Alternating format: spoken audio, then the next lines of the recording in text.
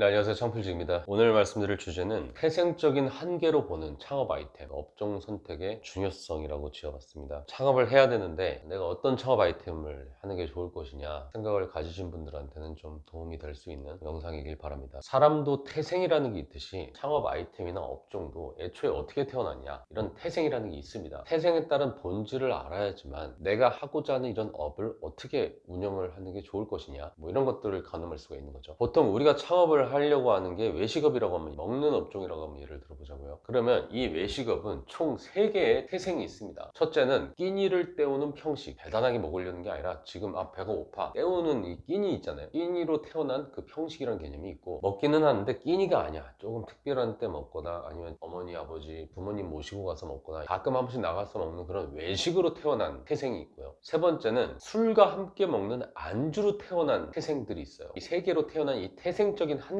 때문에 사람들의 고정관념이 박혀있단 말이에요. 그래서 그 고정관념에 따라서 평가가 이루어지고요. 그 안에서 이 미묘한 줄다리기, 그런 거를 통해서 어떤 창업자들은 떼돈을 벌기도 하고 어떤 사람들은 쪽박을 차기도 합니다. 예를 들면 이런 거예요. 저는 그냥 예입니다. 그 업을 하시는 분들은 뭐 폄하하거나 이게 아니라 예예요, 예. 혹시 도토리묵 무침의 가격이 얼마인지 아시나요? 보통 어디 가면은 13,000원 정도 합니다. 근데 도토리묵의 원가는 진짜 거의 미미하죠. 도토리묵에 야채랑 양념 좀 버무려서 나가면 끝인데 거의 80% 이상의 마진을 자랑합니다. 그러면 혹시 파전의 원가는 아시나요? 파와 부침가루, 아니면 배추전, 배추 2장에 부침가루. 고깃집에서 배추 같은 거 무한리필로도 주잖아요. 근데 그거 딱 2장 써가지고 부치면 그걸 막 한 6, 7천원, 8천원도 받고 이렇게 팔죠. 두부전도 있잖아요. 물론 그걸 만들기 위한 노동의 이런 것도 있지만 진짜 원가로만 얘기를 하는 거예요. 그러면 일단은 인건비 이런 거 다 제외하고 90% 이상의 마진을 자랑합니다. 그렇다면 조금 다르게, 예를 들어 아구찜은 어떨까요? 쌉니다. 근데 우리가 아구찜집 가가지고 아구찜을 시키게 되면 얼마 받죠? 3만원 그냥 넘어가고 거기에 뭐 해물 좀 넣어주면 4만 5천원, 5만원까지도 가죠. 근데 원가는 20% 넘기기가 좀 힘든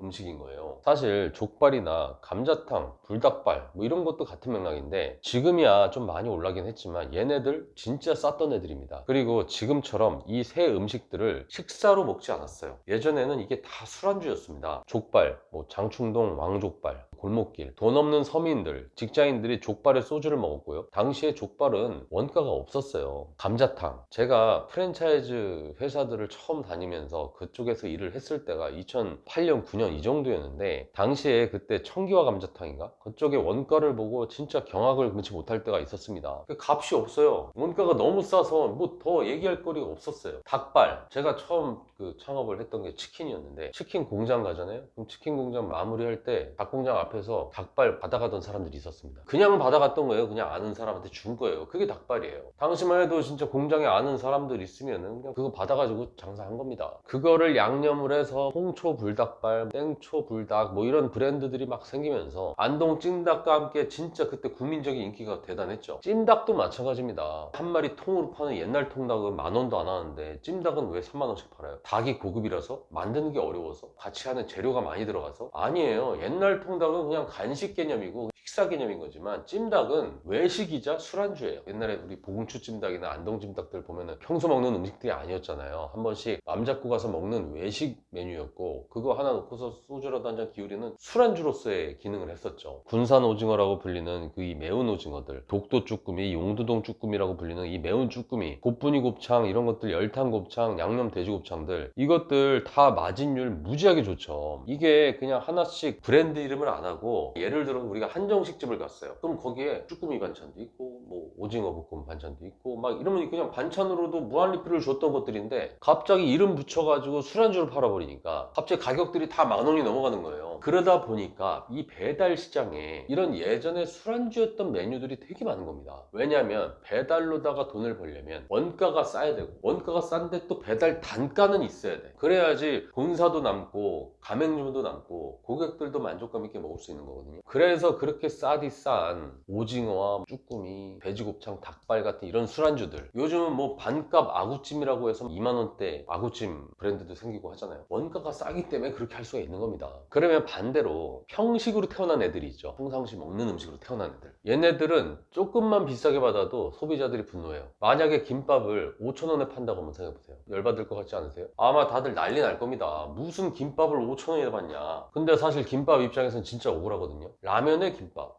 솔직히 왜 라면에 김밥이에요? 김밥이 훨씬 더 노력도 많이 들어가고 재료도 훨씬 더 많이 들어가고 더 고급이잖아요. 근데 사실 이 라면이라는 거는 300원짜리 라면 사리에다가 그냥 스프 조금 들어가서 이게 완성이 되는 거거든요. 엄밀히 따지면 원가는 한 400원 정도밖에 안 돼요. 근데 라면 팔 때는 막 3,500원, 4,000원 받죠. 그걸로만 따졌을 때는 90% 마진인 겁니다. 근데 김밥은 김에다가 온갖 야채에다가 밥에다가 참기름 바르고 깨소금 뿌려서 그것도 사람이 말아서 놓은 걸 또 다 썰어서 주는데도 2,000원짜리도 있잖아요. 원가는 무조건 1,000원 넘어가는 거예요. 아무리 싸게 해도 노동력도 더 들어가고. 근데 답답한 건 예를 들면 잔치국수 같은 경우도 4, 5,000원 받잖아요. 잔치국수는 멸치 육수에 소면이 다예요. 근데 4,000원 받는데 소면을 좀 많이 넣어주면 아 푸짐해 해자스럽다 이런 얘기도 듣죠. 근데 김밥은 4,000원 받으면 비싸다는 소리 들어요. 억울하겠죠 김밥 입장에선. 거기다가 평식 중에서도 장사하는데 재미지게 장사하는 애들도 있습니다. 업종들이 있어요. 태생에 따라서. 예를 들어서 뭐 순두부찌개 이게 무지하게 많이 넣어줘도 500원 원가 안 들어갑니다. 근데 순두부찌개 먹을 때 8,000원이라고 써져 있어도 뭐 별로 거부감이 없이 먹어요. 오히려 두부가 좀 다이어트식인가? 뭐 이런 느낌도 들죠. 그리고 콩나물국밥 이게 무슨 원가가 얼마나 들어가겠어요. 직접 기르는 집들은 푸드세만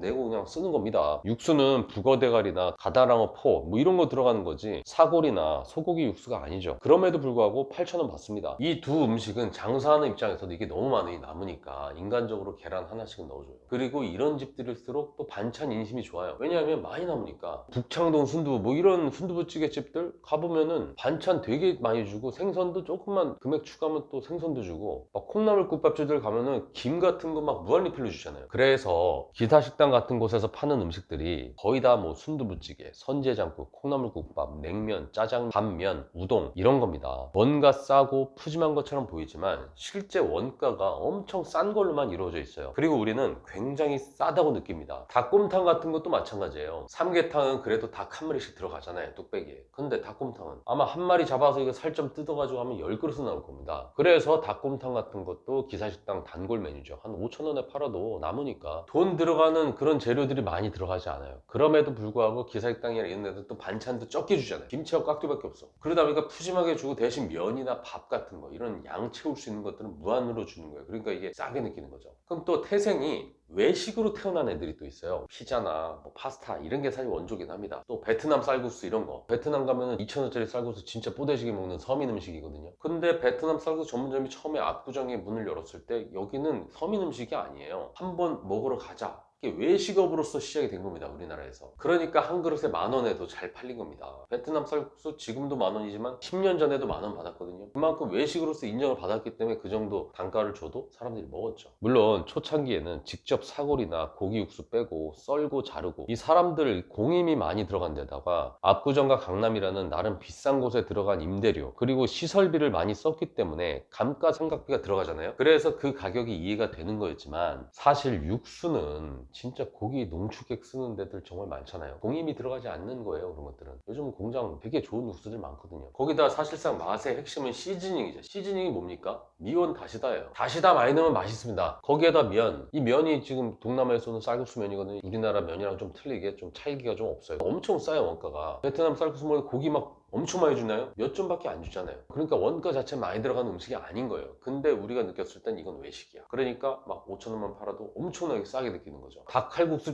가는 거 보면은 그런 것들은 엄청 푸짐하게 주고 닭도 많이 주는데도 그 정도 가격 받는데 여기 이 정도밖에 안 줘? 이러면 정말 폭리를 취하는 것처럼 느껴질 때도 있어요. 거기다가 월남쌈 이거 야채가 다잖아요. 거기다 샤브샤브 그것도 야채가 다예요. 근데 이걸 먹으러 가는 공간을 제공하는 개념으로 가격이 높아진 거고 외식으로 그 정도 지불하던 습성이 있기 때문에 사람들은 비싸다고 느끼기 때문에 이런 외식 업종들은 배달로 가도 됩니다. 왜냐면 원가가 싸니까. 원가가 싼데 평상시에 막 샤브샤브 1인분에 15,000원씩 먹었던 기억이 있어. 그러니까 이걸 7,000원에 팔면 엄청 싸게 느껴지는 거예요. 태생이 비싸게 태어난 애들 중에 그 원조가 피자 파스타잖아요. 패밀리 레스토랑이든지 옛날엔 그런 것들이 없었으니까 서양 음식 처음 들어왔을 때 비싸게 먹던 그런 게 있다 보니까 좀 싸게 팔면 엄청 싸게 느끼는 거랑 비슷해요. 얘기하다 보면 사실 한도 끝도 없죠. 어쨌든 내가 하려는 음식이라는 그 자체가 아니라 내가 하려는 업에 따라서 이런 태생적인 이 한계를 이용한 애들을 가지고 피처링 할 수 있는 요소들은 되게 많아요. 예를 들어서 사람들이 싸게 먹었던 게 있다고 쳐요. 그러면 평식 개념이 있는 거를 외식 개념으로 바꿔서 창업을 할 수도 있는 거죠. 예를 들면 프리미엄 우동이다. 우동은 우리가 맨날 먹었던 게 4,000원짜리 5,000원짜리 휴게소 우동인데 거기에 막 엄청 퀄리티 있는 오리구이를 얹어주고 소고기 막 등심을 막 얹어줘. 아니면 뭐 성게알을 막 얹어줘. 그러면 프리미엄 우동과 프리미엄 모밀 이런 식으로 되는 거죠. 이러면 평식의 분야에서 외식으로다가 올라온 거고 그거를 먹는 공간을 또 마련해 주면은 되게 프리미엄하고 누군가 같이 가서 먹을 수 있는 품격 있는 외식 메뉴로 바뀌게 되는 거죠. 만약에 분식집이야. 분식집에서 튀김 3,000원어치 달라고 하면은 3, 4개 준다 쳐요. 근데 중요한 건 3,000원어치에 3, 4개야. 근데 분식집에서는 그렇게 주는데도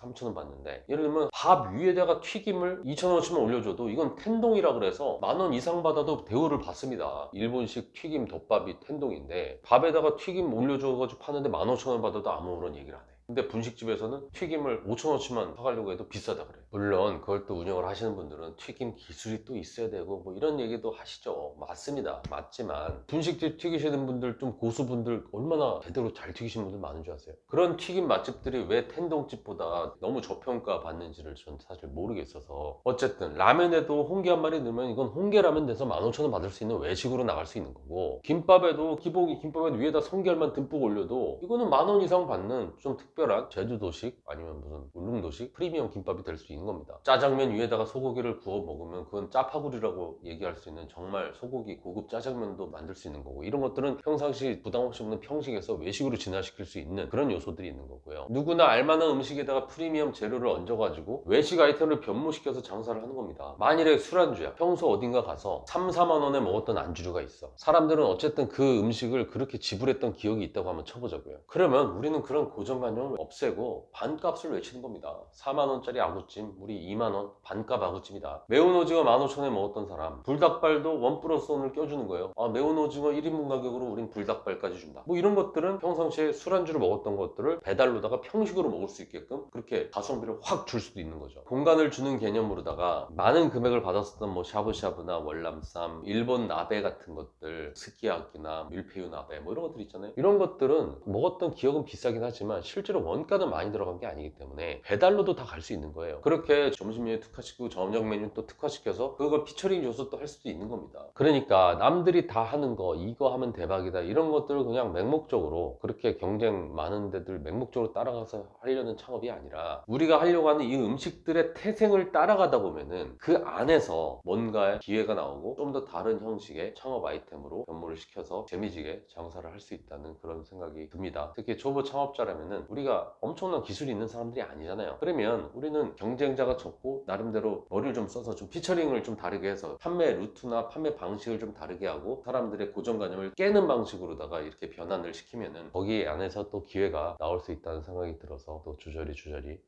얘기를 좀 해봤습니다. 어쨌든 참고만 하시고 앞으로의 창업에 조금이라도 도움이 되셨으면 좋겠습니다. 이상 창필직이었습니다.